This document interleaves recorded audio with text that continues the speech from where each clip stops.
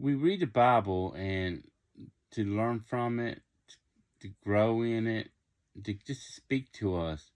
And sometimes we see stuff, and it's a story we've heard since we were children about the Jesus turning water into wine.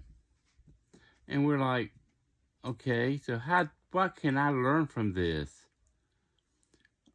And the thing is, there's several interesting things in here, and I spoke in a little one of the short videos about every miracle required somebody doing something.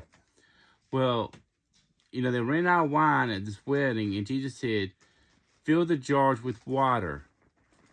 For Jesus to perform this miracle, there were people at the wedding that had to fill the jars with water.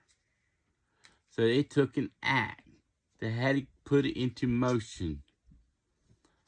Well, these jars, it says, now there were 6 stone water jars there for Jewish rites of purification, each holding 20 or 30 gallons. Well, thing is, these jars they have at events or dinner, they're used for people to wash their hands. So they were filling jars that was used to wash hands with. They were not clean. They were not clean jars. There wasn't clean water that they were using.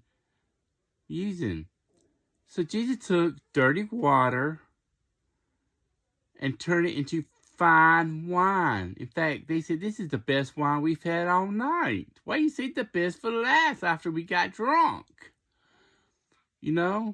Most people, they start off the good wine, then when people get drunk, they sneak in the cheap stuff.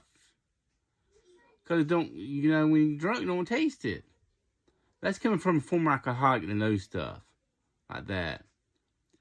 And so, how does this relate to you? Jesus took dirty wine, turned it to fine wine. Dirty water and turned it to fine wine.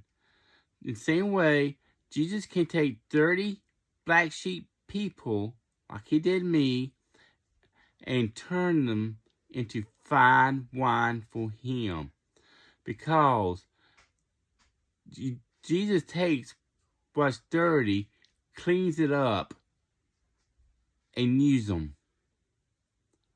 So accept Jesus as Lord, believe in your heart that God raised him from the dead, pray that prayer, and confess your sins, and he will clean you up. If you did, let us know. And hit that follow button and subscribe button. We love you. Peace out. Shalom.